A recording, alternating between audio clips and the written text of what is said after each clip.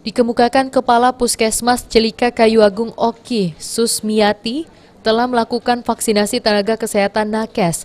Vaksinasi kedua dilanjutkan kembali dengan sasaran seluruh ASN di lingkungan pemerintah Kabupaten Ogan Komering Ilir.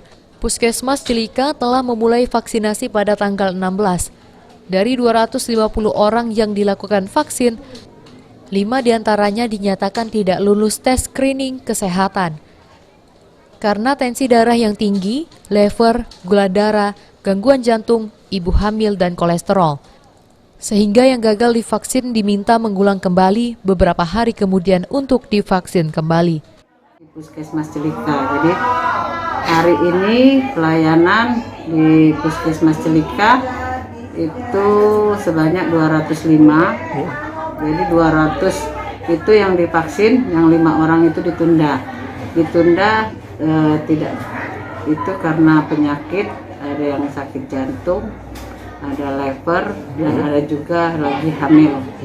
Jadi ASN sebanyak 5 orang ditunda untuk pemberian vaksinasinya.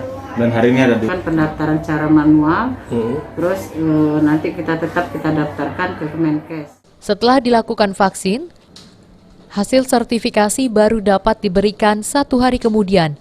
Sedangkan untuk vaksinasi para manula dan vaksinasi mandiri di Kabupaten Ogan Komering Ilir belum dilakukan dan belum diadakan. Ahmad Romawi, PAL TV.